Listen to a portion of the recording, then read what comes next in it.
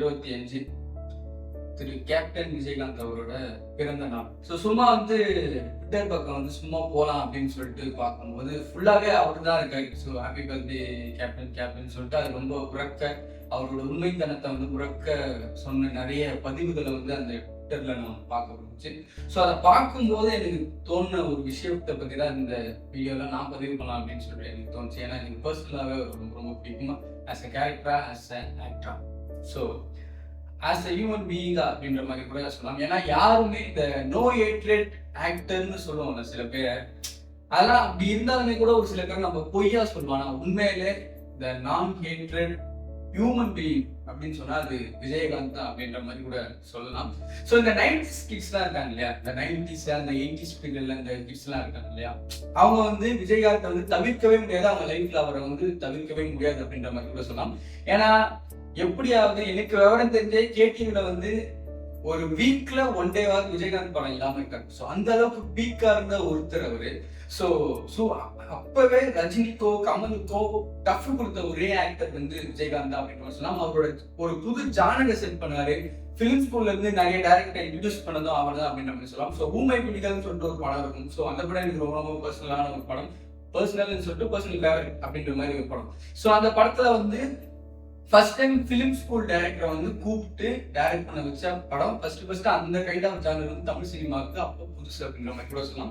So இந்த மாதிரி அவர் நிறைய விஷயம் சொல்லியிருக்காரு. ஸோ அவருக்கு சம்மந்தப்பட்ட நிறைய பேர் இன்டர்வியூல சொல்றதை நம்ம நிறைய பார்த்துருக்கோம் அப்படின்ற மாதிரி சொல்லலாம். ஸோ சாப்பாடு அவரோட யூனிட்ல சாப்பாடு யாருக்கா இருந்தாலும் ஹீரோக்கு இருக்கிற சாப்பாடு தான் கீழே வேலை செய்யறீங்களா அளவுக்கு கூட. ஸோ அந்த வார்த்தையை நான் யூஸ் பண்ணக்கூடாதுன்னு நினைச்சேன். ஸோ புரியறதுக்காக யூஸ் பண்றேன், சாரி தப்பா எடுத்துக்காதீங்க. ஸோ அவங்க எல்லாருக்குமே அந்த சம உரிமை அப்படின்றத அப்பவே கொடுத்தாரு. இப்பதான் நம்ம நிறைய இந்த உரிமை சம உரிமை எல்லாம் பேசுறோம். ஸோ அதை அவர் அப்பவே பின்பற்றி இருக்கிறார் அப்படின்ற மாதிரி கூட சொல்லலாம். ஸோ கூப்பிட்டு பேசுறது அவரோட அந்த ஃபைட்டர்ஸ் இவங்களுக்குலாம் அவங்களுக்கு அவர் பண்ண ஹெல்ப் அப்படி இப்படின்னு சொல்லிட்டு பயங்கரமா இருந்துச்சு. ஸோ இப்போ ஒரு சூழ்நிலை இருக்குல்ல, தளபதி விஜய்க்கு ஒரு சூழ்நிலை இருக்குல்ல, ஒரு ஸ்டார் டம்ல இருந்து அவர் அரசியலுக்கு போறாரு இல்லையா. ஸோ விஜயகாந்தும் அந்த கைண்ட் ஆஃப் ஒரு பீரியட்ல தான் அரசியலுக்கு போறாரு அப்படின்னு சொல்லலாம். அவரோட ஸ்டார்டம் பீக்கா இருக்கும் போதுதான் அது நிறைய பேருக்கு தெரியுமா தெரியாதான்னு கூட தெரியாது. அதனால தான் அவரோட பிகினிங் ஒரு சில படத்துல பாத்தீங்கன்னா அவரோட கட்சி கொடியோ கட்சி மோதிரமோ அந்த சின்னமோ பதிவு பண்ணிட்டே இருப்பாரு. ஸோ அப்படி இருந்து அரசியலுக்கு போனவர் தான். ஒரு நல்ல ஹியூமன் பீயிங்க நம்ம நிறைய கலாச்சிருக்கோம் அப்படின்னு மாதிரி சொல்லலாம். ஸோ அப்போ கூட நம்ம சிரிக்க வைக்கிறதுக்கு தான் அவர் நிறைய யூஸ் ஆகிருக்காரு அப்படின்ற மாதிரி சொல்லலாம்.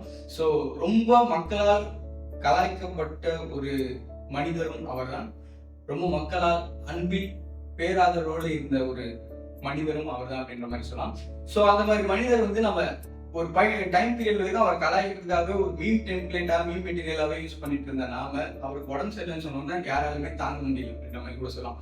ஸோ அப்படி இருக்கும்போது அவர் இறந்த போது அந்த விஷயம் இருந்ததுல அவருக்கு யார் யாரெல்லாம் வந்தாங்க இப்போ கூட நினைச்சு கண் கலங்காத ஆளுங்களே இருக்க முடியாது அப்படின்ற மாதிரி சொல்லலாம். ஸோ ஏன் சினிமாவிலே அவருக்கு ஒரு மரியாதை ஒரு படத்துக்கு டைட்டில் கார்டில் அவருக்கு போட்டோ போட்டு அவருக்கு ஒரு மரியாதை கொடுக்குறாருன்னா அவரோட இடம் எங்க இருக்கு அப்படின்ற மாதிரி கூட நாமளே யோசிச்சுக்கணும் அப்படின்ற மாதிரி இருக்கலாம். ஸோ அப்பேற்பட்ட ஒரு நல்ல மனிதர்கள்லாம் இப்போ விட்டு போகும்போதுதான் மனசு ரொம்ப பதறுது அப்படின்ற மாதிரி கூட சொல்லலாம். ஏன்னா ஒரு நல்ல மனசு நல்ல மனிதர்கள் என் நாட்டில் இருக்கதான் அது வளரும், அது அப்படியே அதிகமாகும். அப்பதான் அந்த கூட்டம் அதிகமாகும். ஸோ இப்படியே போயிட்டு இருந்துச்சுன்னா ஏன்னா ஆல்ரெடி வெறும் நெகட்டிவிட்டி மட்டும் தான் ஸ்ப்ரெட் ஆகிட்டு இருக்கு. ஸோ அதுல அதனால நெகட்டிவிட்டியே பாசிட்டிவான ஆளுங்க தள்ளிடுறாங்க அப்படின்ற மாதிரி தெரியல.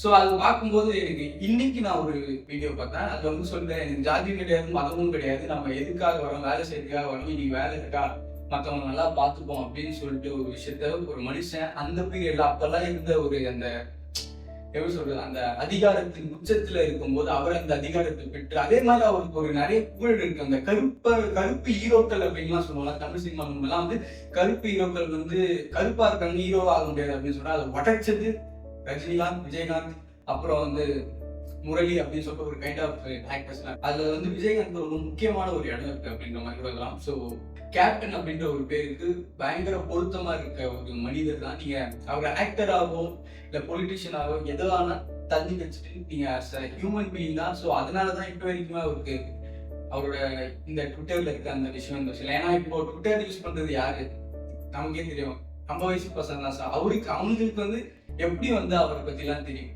ஸோ அவர் வந்து ஏதோ ஒரு வகையில் இன்ஸ்பயர் பண்ணியிருக்காரு, இன்னும் நல்லா இருப்பார் அப்படின்ற மாதிரி சொல்ற மேல போய் கூட. So very very happy birthday captain Vijayakanth.